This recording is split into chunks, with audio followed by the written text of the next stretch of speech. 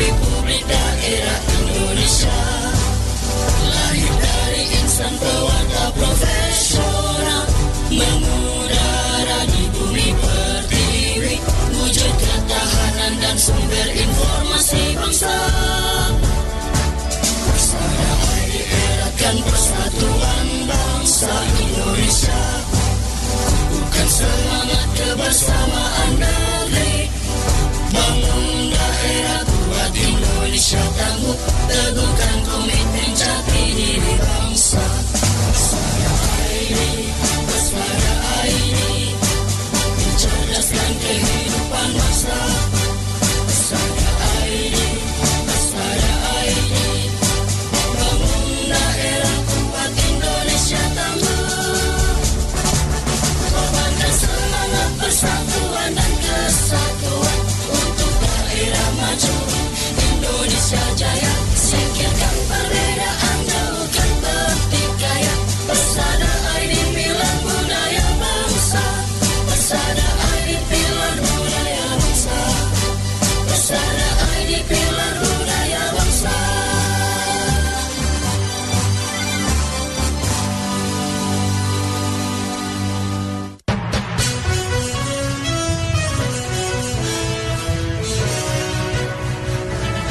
Disiarkan serentak oleh jejaring radio publik daerah seluruh Indonesia, Lembaga Penyiaran Publik Lokal LPPL Indonesia, anggota Indonesia Persada ID.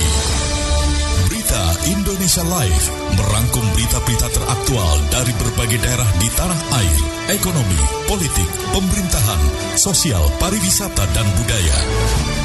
Bisa Anda simak setiap Senin hingga Jumat jam 9 pagi dan jam 2 sore waktu Indonesia Barat, jam 10 pagi dan jam 5 sore waktu Indonesia Tengah, jam 11 siang dan jam 6 sore waktu Indonesia Timur. Persembahan Persatuan Radio TV Publik Daerah seluruh Indonesia, Indonesia Persada ID, untuk menyiarkan baik.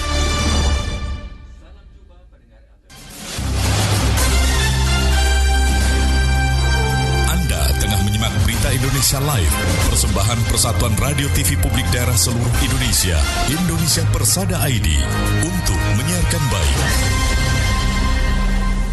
Salam jumpa pendengar LPPL Indonesia, jumpa kembali dalam Berita Indonesia Live yang disiarkan secara langsung oleh seluruh lembaga penyiaran publik lokal, anggota Persatuan Radio TV Publik Daerah seluruh Indonesia yang tergabung dalam Indonesia Persada ID untuk menyiarkan baik. Berita Indonesia Live edisi 3 November 2025 bersama Radios LPPL Irama FM Purworejo, Jawa Tengah menyuguhkan berita teraktual dari seluruh penjuru Indonesia yang dikemas secara lugas, inspiratif, variatif, dan edukatif akan hadir bersama dengan saya, Dani Damara.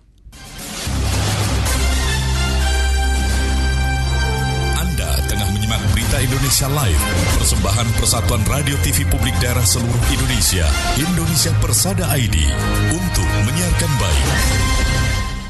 Pendengar Berita Indonesia Live, di sesi pertama datang kabar dari LPPL Radio Giri Suara FM dengan berita DPRD dan Pemkab Wonogiri setuju Raperda APBD 2026. Reporter Mami, silakan dengan laporan Anda. Baik, terima kasih pendengar LPPL se-Indonesia. Setelah melalui serangkaian pembahasan antara pemerintah Kabupaten Wonogiri dan DPRD Wonogiri, rancangan peraturan daerah Raperda tentang anggaran pendapatan dan belanja daerah APBD tahun anggaran 2026 resmi disetujui dalam rapat paripurna DPRD Wonogiri pada Jumat 31 Oktober yang lalu. Rapat yang digelar di ruang geraha paripurna DPRD Wonogiri tersebut dipimpin oleh Ketua DPRD Wonogiri dan dihadiri Bupati, Wakil Bupati, jajaran pimpinan DPRD, serta unsur Forkopimda Wonogiri.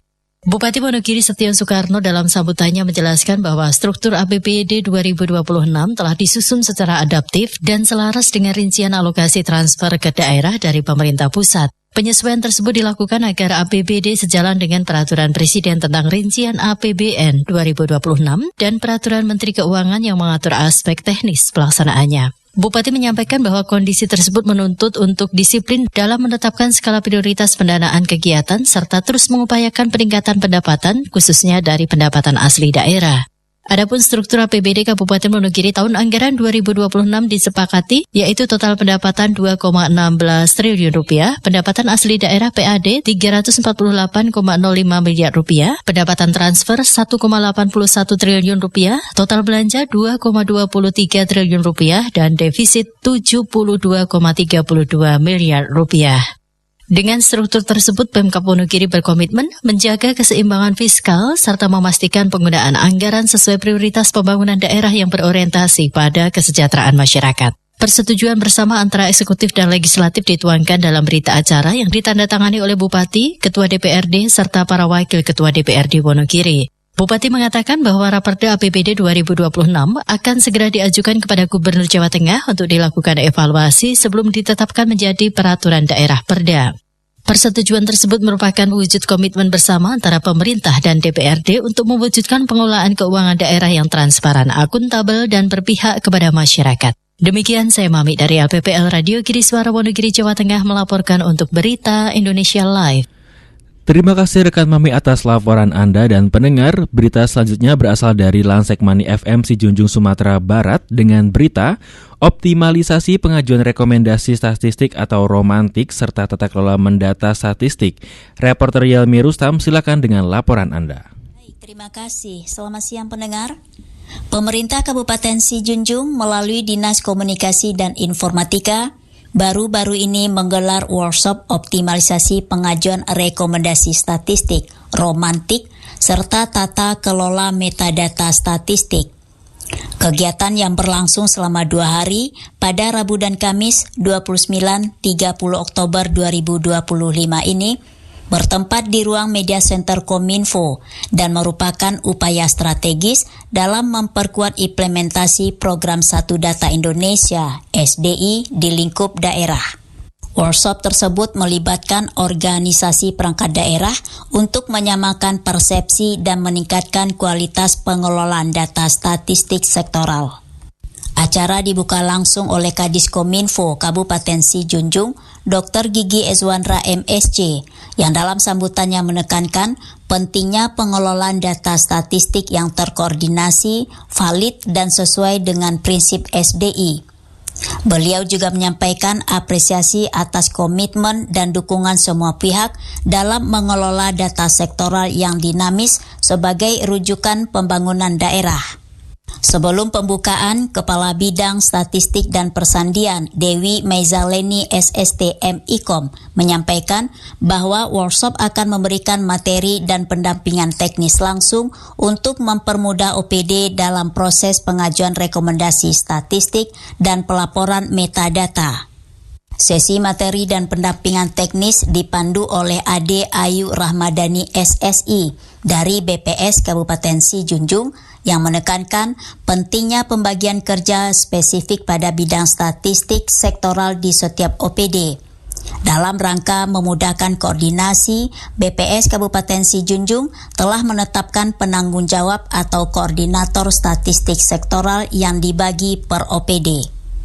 Pada kesempatan tersebut, langsung dilakukan praktek penunjukan penanggung jawab di lapangan, termasuk penetapan Fauzan Alfikri S.Stat, Cici Amelia SSI, Ariana Putri SSI, dan Fridiane Indah Melovia Putri S. sebagai penanggung jawab dari Dinas Komunikasi dan Informatika untuk mempermudah komunikasi dan penyelesaian urusan data secara cepat dan terarah. Dengan diselenggarakannya workshop ini, Pemkab Sijunjung berharap seluruh perangkat daerah dapat mengelola data statistik secara terintegrasi, akurat, dan dapat dipertanggungjawabkan. Langkah ini menjadi krusial untuk menghasilkan data berkualitas yang mampu mendukung perencanaan dan pelaksanaan pembangunan daerah secara efektif dan berbasis bukti. Peningkatan tata kelola metadata dan optimalisasi romantik diharapkan menjadi kunci sukses dalam mewujudkan Satu Data Indonesia di Kabupaten Sijunjung. Demikian Yelmi Rustam dari LPPL Radio Lansek Mani Sijunjung Sumatera Barat melaporkan untuk Berita Indonesia Live. Terima kasih rekan Jalmi Rustam atas laporan Anda, dan pendengar, laporan selanjutnya dari Abdi Persada FM Banjarbaru, Kalimantan Selatan. Dengan berita, program Koperasi Merah Putih di Kalimantan Selatan mampu gerakkan ekonomi perdesaan. Reporter Rifki, silakan dengan laporan Anda. LPPL di seluruh Indonesia. Dari Kalimantan Selatan dapat kami laporkan bahwa perkembangan pesat Koperasi Desa Merah Putih menunjukkan hasil positif di Kalimantan Selatan. Program ini dinilai mampu mendorong pertumbuhan ekonomi masyarakat di tingkat desa, sekaligus memperkuat sektor usaha kecil dan menengah. Baru-baru ini, Kepala Dinas Koperasi dan UKM Provinsi Kalimantan Selatan, Gusti Anwar Nurifai, menyampaikan bahwa keberadaan Koperasi Merah Putih telah memberikan dampak nyata bagi peningkatan kesejahteraan masyarakat melalui berbagai kegiatan ekonomi produktif seperti penyediaan kebutuhan pokok, penjualan gas LPG 3 kg, hingga pengembangan layanan keuangan mikro. Koperasi ini menjadi motor penggerak ekonomi lokal yang berkelanjutan. Selain itu, Rifai menuturkan bahwa Koperasi Merah Putih juga berperan sebagai wadah pemberdayaan masyarakat dalam menciptakan kemandirian ekonomi di wilayah perdesaan. Dengan sistem pengelolaan berbasis kebersamaan dan gotong royong, koperasi tidak hanya memperkuat daya saing ekonomi desa, tetapi juga menjadi contoh nyata dari semangat ekonomi kerakyatan yang diusung pemerintah. Rifai menambahkan pemerintah provinsi terus memberikan dukungan dan pendampingan agar koperasi dapat berkembang secara profesional dan berkelanjutan. Dukungan tersebut mencakup pembinaan manajemen, pelatihan kewirausahaan, serta peningkatan kapasitas anggota koperasi dalam mengelola usaha secara transparan dan akuntabel. Demikian yang dapat saya laporkan. Saya Rifki Ahmad dari LPPL Abdi Persada FM Banjarbaru, Kalimantan Selatan, melaporkan untuk Berita Indonesia Live. Terima kasih rekan Rifki atas laporannya, dan pendengar LPPL Indonesia, informasi dari Abdi Persada Banjar baru mengakhiri sesi pertama kita di Berita Indonesia Live. Untuk selanjutnya, masih ada banyak berita dari seluruh penjuru Indonesia di sesi kedua di Berita Indonesia Live bersama dengan saya, Dani Damara.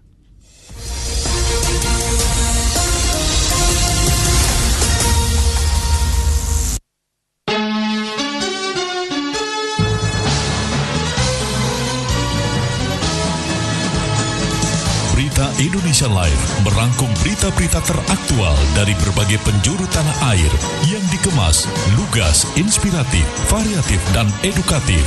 Redaktur Pelaksana Berita Indonesia Live, Gagak Krimang Kabupaten Blora Jawa Tengah, Sasarena Kepulauan Mentawai Sumatera Barat, Suara Ngawi Jawa Timur, Kemabungo Kabupaten Bungo Jambi, Tuba Bakyu Streaming Radio Kabupaten Tulang Bawang Barat Lampung.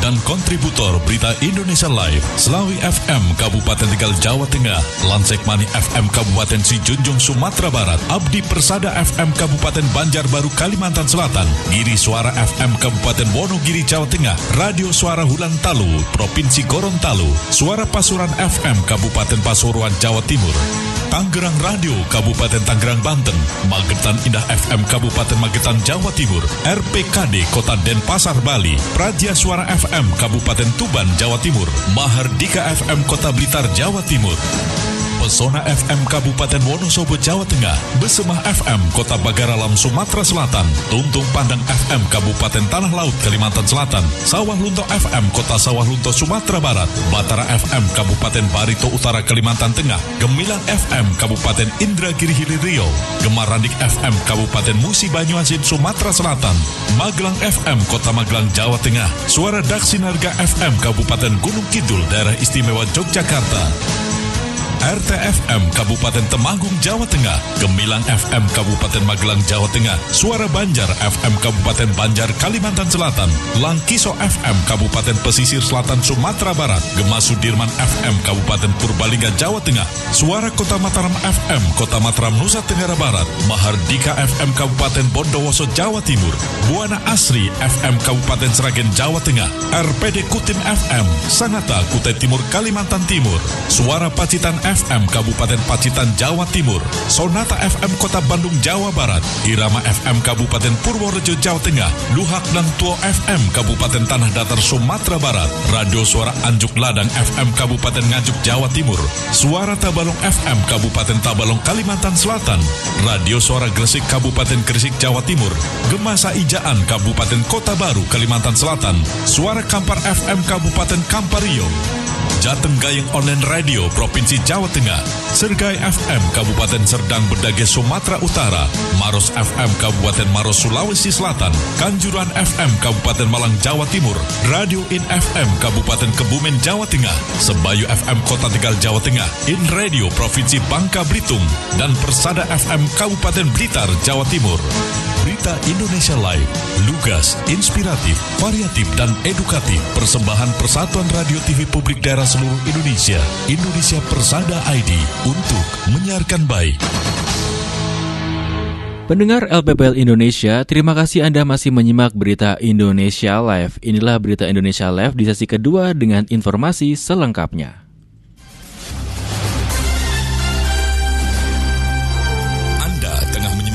Indonesia Live, persembahan Persatuan Radio TV Publik Daerah seluruh Indonesia, Indonesia Persada ID, untuk menyiarkan baik.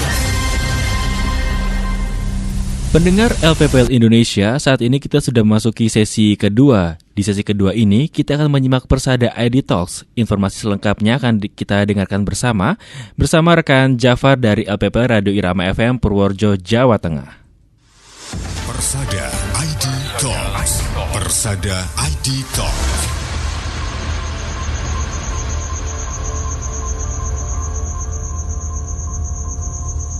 Selamat siang pendengar LPPL Indonesia. Bersama saya Jafar dalam program Persada ID Talk. Hari ini kita akan berbincang bersama Wakil Bupati Purworejo, Bapak Dion Agassi Setiabudi SIKOM MSI, dengan tema Peran Pemuda Masa Kini dalam Semangat Sumpah Pemuda. Pertama, pertanyaan saya, apa makna Sumpah Pemuda bagi bangsa Indonesia?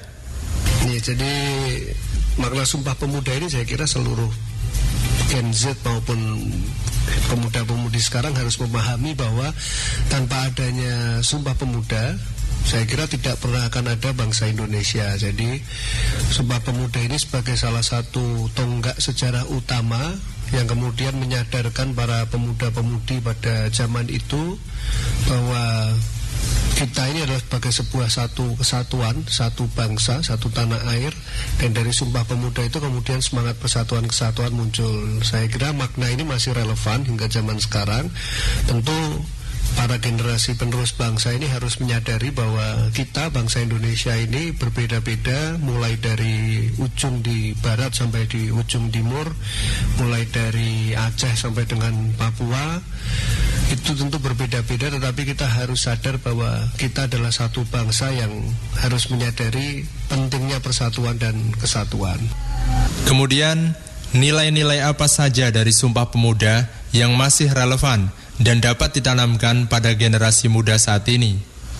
Pertama tentu tadi nilai persatuan dan kesatuan ini, kesadaran bahwa kita sebagai satu bangsa ini menjadi penting. Bahkan di dalam Sumpah Pemuda itu Indonesia ini dipandang sebagai sebuah kewilayahan, kemudian juga tumpah darah dan juga bahasa. Nah maka hari ini ketika kita di dalam tuntutan perkembangan zaman, kita banyak belajar bahasa asing dan lain sebagainya, tetapi harus tetap kita utamakan bahwa Indonesia ini adalah bahasa persatuan kita, bahasa nasional kita, dan ini harus kita maknai juga mulai dari ujung barat sampai dengan ujung timur Indonesia ini menjadi tanggung jawab kita semua, termasuk para pemuda-pemudi generasi saat ini untuk bisa menjaga keutuhan bangsa kita yang sudah diperjuangkan dengan darah, dengan keringat, dengan air mata. Dan dengan Sumpah Pemuda, peringatan Sumpah Pemuda ini menjadi pengingat kita juga bahwa sebuah perubahan, sebuah kemajuan, bahkan sebuah kemerdekaan itu hanya bisa diraih ketika para pemuda dan pemudinya ini bisa bersatu.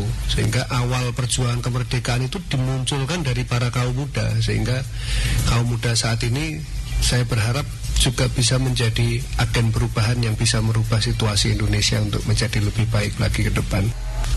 Apa tantangan terbesar yang dihadapi pemuda dalam menjaga semangat Sumpah Pemuda di era modern?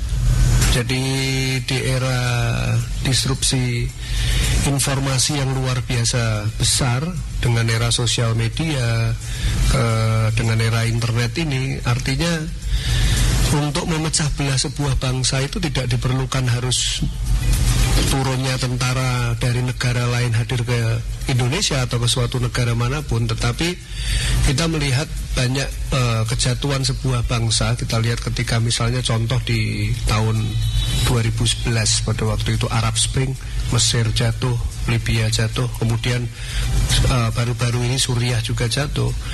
Perkembangan teknologi ini bisa menjadi sebuah kesempatan, tetapi juga kita harus berhati-hati sehingga kaum muda, para pemuda-pemudi kita ini harus betul-betul melek literasi. Jangan sampai kemudian kita ini mudah disesatkan dengan disinformasi yang narasinya memecah belah, sehingga ini menjadi tantangan, dan ini harus kita lawan dengan melek literasi. Budaya literasi ini yang harus kita bangun sehingga masyarakat kita, khususnya para muda-mudi ini, tidak mudah tersesat dalam arus informasi saat ini.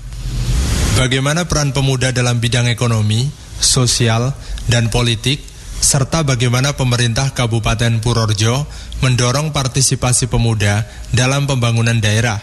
Yang pertama tentu kita harus menyediakan ekosistemnya dulu, ruang partisipasi masyarakat kita, supaya para pemuda ini dilibatkan, tidak hanya menjadi sebuah objek, tapi mereka juga dilibatkan sebagai sebuah subjek.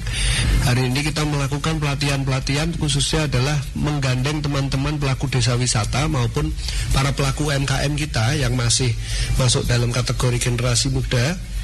Bagaimana kemudian kita latih mempromosikan melalui media sosial. Jadi digital marketing ini kita gencarkan ke desa-desa wisata, para pelaku UMKM. Dan ini kemarin sudah kita lakukan pelatihannya, hanya nanti masih di bulan depan itu kita lakukan pelatihan lagi untuk membantu para pelaku UMKM maupun pelaku Podarwis desa wisata ini untuk bisa mempromosikan, kemudian bagaimana sih cara promosi yang baik, kemudian bagaimana mengemas konten dan lain sebagainya. Ini saya kira di era perkembangan digital ini menjadi sangat penting. Demikian perbincangan kita bersama Wakil Bupati Purworejo mengenai peran pemuda masa kini dalam semangat Sumpah Pemuda. Saya Jafar, pamit undur diri dari Persada ID Talk. Selamat siang dan sampai jumpa pada program berikutnya. Terima kasih rekan Jafar atas laporannya, dan berita pertama di sesi kedua berasal dari RPKD Kota Denpasar, Bali dengan berita Bali Blockchain Summit 2025 resmi dibuka, dorong ekosistem digital yang aman dan berkelanjutan. Reporter Rianika, silakan dengan laporan Anda. Selamat siang pendengar berita Indonesia Live. Bali Blockchain Summit 2025 resmi dibuka, dorong ekosistem digital yang aman dan berkelanjutan. Ajang Bali Blockchain Summit 2025 resmi digelar di Gedung Dharma Negara Alaya Denpasar, Kamis 30 Oktober 2025, dengan mengusung tema Blockchain for Protection and Sustainability, Building Digital Trust for Sustainable Future. Acara ini dibuka secara resmi oleh Wakil Wali Kota Denpasar IKD Agus Arya Wibawa. Bali Blockchain Summit 2025 merupakan hasil kolaborasi Indonesia Blockchain Society, Bali Blockchain Center, dan Badan Kreatif Denpasar. Forum ini menjadi wadah strategis bagi para pemangku kepentingan untuk mempertemukan gagasan, inovasi, dan kolaborasi lintas sektor dalam membangun fondasi digital yang aman, transparan, dan berkelanjutan di Indonesia. Dalam sambutannya, Wakil Wali Kota Denpasar mengatakan bahwa Bali Blockchain Summit adalah momentum penting untuk mempertemukan ide, solusi, dan kolaborasi lintas sektor guna membangun masa depan Indonesia, khususnya Kota Denpasar yang lebih inklusif, transparan, dan tangguh secara digital. Pemerintah Kota Denpasar melalui Bali Blockchain Center, hasil inisiatif Badan Kreatif Denpasar bersama startup binaan Baliola telah mengembangkan sejumlah inovasi strategis. Salah satunya adalah Proof of Concept, menerapkan blockchain melalui aplikasi Cyber Trust Maturity Framework, yakni sistem keamanan digital berbasis AI dan blockchain. Sementara itu, Rahman Destianta, CEO Baliola yang mengomandani perhelatan ini, mengatakan bahwa pihaknya di bawah naungan pemerintah Kota Denpasar telah menginisiasi dan juga mengembangkan beberapa program ke depannya. Di antaranya membangun blockchain as a service infrastruktur di Kota Denpasar, mengembangkan proof of concept digital identity berbasis blockchain untuk sistem pemerintahan, mempromosikan cyber trust and cyber security bagi masyarakat, serta mendorong branding green hotel serta tech inovasi Denpasar bekerja sama dengan Brida dan Dinas Pariwisata Kota Denpasar. Di bagian lain, Wakil Wali Kota Denpasar Arya Wibawa menegaskan bahwa bagi Denpasar, blockchain bukan sekedar teknologi, tetapi simbol nilai-nilai luhur yang telah hidup dalam budaya, kejujuran, keseimbangan, dan gotong royong. Dengan semangat kolaborasi dan berkelanjutan, Bali Blockchain Summit 2025 menegaskan posisi Denpasar sebagai salah satu pelopor penerapan blockchain beyond crypto di Indonesia dan juga Asia Tenggara. Demikian informasi hari ini, saya Rianika dari LPPL Radio Publik Kota Denpasar melaporkan untuk Berita Indonesia Live. Terima kasih rekan Rianika atas laporan Anda dan pendengar berita selanjutnya dari RKK Ketapang Kalimantan Barat dengan berita Bupati Ketapang membuka secara resmi turnamen sepak bola Piala Bupati Ketapang dengan reporter Awang Ajiwasita. Silakan dengan laporan Anda. Terima kasih. Pendengar LPPL Indonesia, Bupati Ketapang membuka kejuaraan sepak bola Bupati Cup tahun 2025 di Stadion Tentemak pada 31 Oktober 2025. Kegiatan ini bukan sekedar ajang pertandingan, tetapi juga momentum penting untuk mendorong perkembangan sepak bola di Kabupaten Ketapang, sekaligus membangkitkan kembali nama Ketapang di kancah Provinsi Kalimantan Barat maupun nasional, sekaligus menjadi wadah pembinaan dan penjaringan atlet-atlet terbaik, serta melahirkan talenta muda yang mampu membawa kembali kejayaan klub Persikat Ketapang. Bupati juga menyampaikan permohonan maaf kepada beberapa pihak yang belum dapat berpartisipasi dalam turnamen tahun ini karena keterbatasan slot peserta. Kedepan, kita akan evaluasi bersama agar semakin banyak tim yang bisa ikut berpartisipasi. Bahkan, jika memungkinkan dan mendapat izin dari Kapolres, kita akan memperluas skala kejuaraan dengan peserta yang lebih banyak lagi. Setelah pembukaan resmi, dilakukan pertandingan perdana yang mempertemukan Kepatihan FC melawan Manis Mata FC. Laga ini menjadi penanda dimulainya rangkaian turnamen yang akan berlangsung hingga akhir November 2025 dengan diikuti oleh 44 klub terbaik dari berbagai kecamatan di Kabupaten Ketapang. Demikian yang dapat kami laporkan, saya Awang Ajiwasita dari LPPL Radio Kabupaten Ketapang, Kalimantan Barat untuk Berita Indonesia Live. Di akhir sesi kedua, berita hadir dari Suara Pasuruan Jawa Timur dengan berita menanggapi keresahan masyarakat, DPRD di Sperindak dan Polres Pasuruan sidak 4 SPBU. Reporter Anggun, silakan dengan laporan Anda.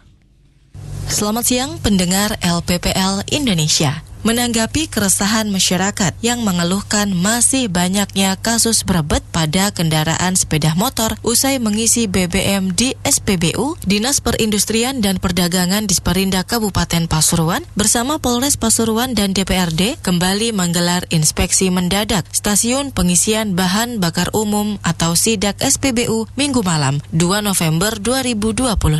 Kali ini SIDAK dilaksanakan di 4 SPBU di wilayah Kecamatan Panda dan Prigen. Hadir dalam sidak tersebut diantaranya Ketua Komisi 2 Agus Setiawardana bersama Ketua Komisi 4 Andri Wahyudi dan anggota Dewan lainnya. Kemudian PLT Kepala Dinas Perindustrian dan Perdagangan Kabupaten Pasuruan, Mita Kristiani, serta unit Tipidder Polres Pasuruan. Menurut Mita, dalam sidak ini pihaknya melakukan 2 metode pemeriksaan, baik uji kualitas melalui pengukuran densitas BBM serta penggunaan dipstick atau tongkat duga untuk memastikan BBM tidak bercampur dengan air, serta uji kuantitas melalui pengukuran dengan alat ukur bejana dan gelas ukur.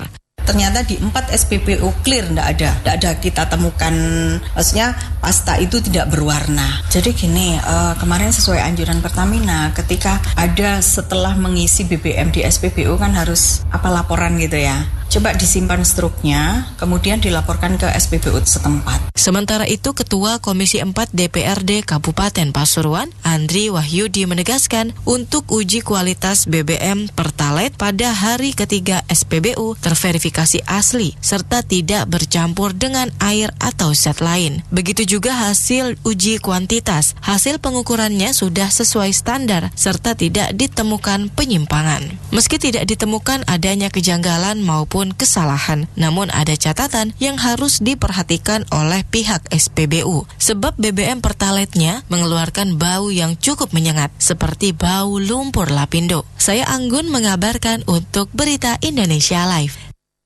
Terima kasih rekan Anggun atas laporannya, dan pendengar, berita dari Suara Pasuruan menutup sesi kedua Berita Indonesia Live. Selanjutnya, masih bersama dengan Radio LPPL Irama FM Purworejo di sesi ketiga.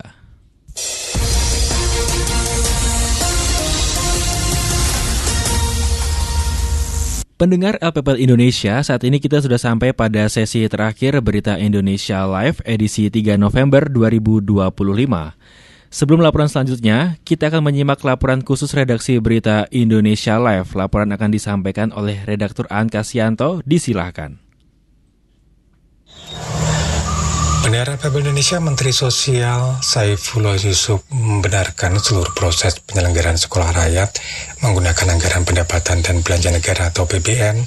Di 2026, sekolah rakyat mendapatkan porsi anggaran sebesar 4 triliun rupiah. Anggaran ini nantinya akan ditujukan untuk operasional di sekolah dan gaji guru. Besarannya naik hampir 4 kali lipat dari 2025 yang hanya sebesar 1 triliun rupiah. Hal ini diungkapkannya pada pemimpin redaksi Detikum Alfio Dionova Ginting dalam Jajak Pradana baru-baru ini. Dia mengatakan bahwa sebagai catatan anggaran yang disebutkan sosok agar dipanggil Gus Ipul itu adalah hanya ditujukan untuk proses pengelolaan operasional, sedangkan anggaran pembangunan fisik sekolah berada di ranah Kementerian Pekerjaan Umum atau PU. Dengan naiknya anggaran ini, Kemensos telah menetapkan target baru untuk 2026. Tahun depan, Kementerian Sosial akan membangun 100 sekolah lagi, sehingga jumlah total mencapai lebih dari 200 sekolah rakyat. Selain menghadirkan sekolah baru, Kementerian Sosial juga tengah berupaya untuk membangun sekolah permanen. Hal ini dikarenakan sekolah rakyat yang buka saat ini masih menempati bangunan yang dipinjamkan oleh kementerian atau lembaga lain dan sentra-sentra Kementerian Sosial. Laporan khusus redaksi Aan Kasianto untuk Berita Indonesia Live.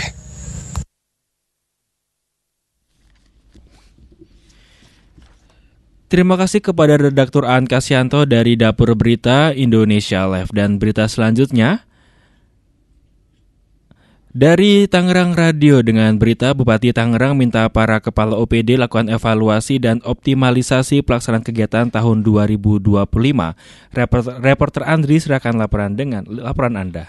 Terima kasih pendengar LPPL seluruh Indonesia. Bupati Tangerang Muhammad Mesa Rashid meminta kepada seluruh kepala organisasi perangkat daerah atau OPD untuk melakukan evaluasi dan optimalisasi pelaksanaan program kegiatan di 2 bulan terakhir tahun anggaran 2025. Hal tersebut diungkapkan oleh Bupati Tangerang saat apel Senin pagi Minggu pertama bulan November 2025 di lapangan Raden Arya Yudanegara. Dia menekankan pentingnya peningkatan serapan anggaran yang harus terus didorong sebagai salah satu indikator keberhasilan pembangunan. Tahun sebelumnya, pemerintah Kabupaten Tangerang berhasil merealisasikan anggaran mencapai sekitar 85,8%. Untuk itu pihaknya berharap persentase yang telah diraih sebelumnya harus ditingkatkan dengan tetap mematuhi peraturan yang berlaku dan pelaksanaannya dapat dipertanggungjawabkan. Dia juga menyebut dinamika cuaca di berbagai wilayah Indonesia yang menimbulkan bencana. Dia menginstruksikan kepada seluruh OPD terkait untuk meningkatkan kewaspadaan dan kesiapsiagaan, serta menyusun rencana cepat tanggap darurat yang melibatkan aparat kecamatan dan desa kelurahan untuk mengantisipasi dan menghadapi berbagai potensi bencana yang akan terjadi. Kejadian pohon tumbang akibat hujan dan angin kencang bahkan sampai mengakibatkan korban jiwa. Bupati menginstruksikan kepada OPD terkait untuk benar-benar melakukan langkah mitigasi seperti memetakan wilayah rawan banjir, memangkas ranting pohon tua serta berkoordinasi dengan para camat. Mengakhiri amanatnya, Bupati Maisaroh Rashid mengajak seluruh ASN untuk lebih disiplin dalam berbusana saat mengikuti upacara dan kegiatan formal lainnya. Ia mengucapkan terima kasih dan mengapresiasi kepada seluruh pegawai yang telah melaksanakan tugas dan pengabdiannya melayani masyarakat dengan baik. Demikian informasi yang dapat kami sampaikan. Saya Andri dari Tangerang Radio 91 FM untuk Berita Indonesia Live. Terima kasih rekan Andri atas laporan Anda, dan setelah dari Tangerang kita menuju ke Magetan Indah FM dengan berita Selantang ajak lansia aktif mandiri sehat dan bahagia di masa emas. Reporter Wina, silakan dengan laporan Anda. Terima kasih, selamat siang pendengar LPPL di seluruh Indonesia. Sekolah Lansia Tangguh atau Selantang Kabupaten Magetan adalah wadah bagi para lanjut usia untuk aktif belajar, mandiri dan sehat di masa emas. Harapan hidup lansia di Kabupaten Magetan termasuk tinggi di atas rata-rata provinsi ataupun nasional. Hal tersebut disampaikan Bupati Magetan Hajah Nani Sumantri MPD yang hadir mewisuda Selantang beberapa waktu yang lalu. Dan pendengar, Mei Sukihartini SH, salah satu wisudawan Sekolah Lansia Tangguh, dalam kesan pesannya juga menyampaikan terima kasih atas kesempatan untuk bersekolah di Sekolah Lansia. Selantang bukan sekedar tempat belajar tetapi juga menjadi rumah kedua bagi mereka. Untuk belajar bukan hanya tentang kesehatan jasmani tetapi juga ketenangan batin, semangat hidup, dan rasa percaya diri. Diajak untuk kembali aktif, berpikir positif, dan merasa berharga. Diajarkan bagaimana menjaga tetap sehat pikiran agar tetap jernih, serta hati agar selalu bersyukur. Dan juga belajar bahwa menjadi lansia bukan harus diam dan pasrah, tetapi justru menjelang usia terus berbagi pengalaman dan memberikan inspirasi bagi generasi muda. Program ini sungguh membawa perubahan besar bagi mereka yang dulu merasa kesepian dan juga merasa tak berguna serta merasa tidak dibutuhkan lagi. Dan pendengar, hal yang sama juga diutarakan oleh salah satu wisudawan yang saat diwawancarai terpisah mengatakan pihaknya mengaku semakin banyak teman, semakin mandiri dan berilmu. Demikian informasi dari LPPL Radio Magetan Indah FM Magetan, Jawa Timur. Wina melaporkan untuk Berita Indonesia Live. Terima kasih rekan Wina atas laporannya, dan selanjutnya datang informasi dari LPPL Radio Selawi FM Tegal dengan berita layanan call center 112 menjadi garda terdepan tangani kegawatan darurat di Tegal.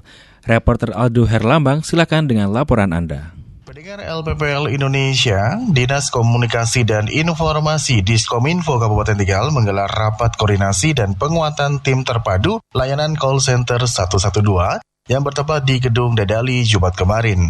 Kegiatan ini menjadi bahan evaluasi untuk memperkuat layanan call center 112 sekaligus memberikan apresiasi bagi OPD yang selama ini menjadi garda terdepan dalam penanganan kegawat daruratan masyarakat di Kabupaten Tegal. Kepala Dinas Kominfo Kabupaten Tegal Nur Hayati menyampaikan bahwa call center 112 dapat diakses gratis yang beroperasi 24 jam dan bisa melalui telepon rumah maupun smartphone tanpa pulsa. Layanan call center 112 juga merupakan salah satu layanan penting yang telah memberikan manfaat besar bagi masyarakat. Sementara itu, staf ahli Bupati Bidang Hukum, Politik, dan Pemerintahan Nur Hafid hadir mewakili Bupati Tegal menyampaikan apresiasi kepada seluruh unsur yang sudah bekerja keras menyiapkan dan menjalankan layanan ini demi keselamatan dan perlindungan masyarakat.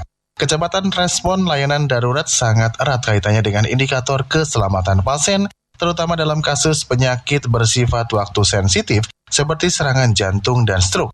Nur Hafid juga menyoroti pentingnya integrasi ambulans desa dengan layanan call center 112 agar pertolongan medis maupun rujukan ke fasilitas kesehatan dapat dilakukan secara cepat, tepat, dan terkoordinasi. Demikian, saya Aldo Helambang dari LPPL Radio Selawi FM Kabupaten Tegal, Jawa Tengah, melaporkan untuk Berita Indonesia Live. Terima kasih rekan Aldo Herlambang atas laporannya, dan pendengar, berita selanjutnya hadir dari Radio Suara Rakyat dengan berita Api Semangat Kebangsaan Menyala di Bonghulawa, Peransaka Nasional 2025 resmi dibuka Kuarnas Pramuka. Reporter Thomas Tamu, silakan dengan laporan Anda. Indonesia dimanapun Anda berada. Ribuan anggota pramuka dari berbagai provinsi di Indonesia membanjiri bumi perkemahan Bongo Hulawa, Limboto, Kabupaten Gorontalo, Senin 3 November 2025. Secara resmi dilaksanakan upacara pembukaan perkemahan antar satuan karya pramuka tingkat nasional atau Peransaka Nasional tahun 2025. Acara bergengsi ini dibuka langsung oleh Ketua Kuartir Nasional atau Kakwarnas, Gerakan Pramuka Komjen Pol Purnawirawan Budi Waseso, dan disaksikan oleh Gubernur Gorontalo Gusnar Ismail, anggota DPR RI Rahmat Gobel, jajaran Forkopimda, dan pimpinan daerah lainnya. Dalam sambutannya, Budi Waseso menekankan bahwa Peransaka Nasional 2025 adalah agenda istimewa yang berfungsi sebagai ajang strategis bagi anggota pramuka dari seluruh penjuru tanah air. Ia menyampaikan selamat datang kepada seluruh kontingen, menyebutkan bahwa kehadiran mereka membawa semangat kebersamaan dan kebanggaan bagi seluruh gerakan pramuka. Di tempat yang sama, Gubernur Gorontalo Gusnar Ismail menyambut baik antusias seluruh kontingen di bumi perkemahan Bongo Hulawa. Ia menilai bahwa perkumpulan keluarga besar pramuka di Limboto ini menunjukkan betapa kuatnya cinta tanah air yang dipancarkan dari seluruh Indonesia. Sebagai tuan rumah, Pemda Gorontalo memberikan penghargaan setinggi-tingginya kepada Kuarnas dan seluruh peserta. Demikian, saya Thomas Tamu, reporter LPPL Radio Suara Rakyat Hulondalo, Gorontalo, melaporkan untuk Berita Indonesia Live. Terima kasih rekan Thomas Tamu atas laporannya, dan pendengar LPPL Indonesia, berita dari Radio Suara Rakyat sekaligus menutup Berita Indonesia Live pada edisi Senin 3 November 2025. Saya Dani Damara beserta segenap kru LPPL Irama FM Purworejo, Jawa Tengah sebagai radio host mengucapkan terima kasih dan sampai jumpa.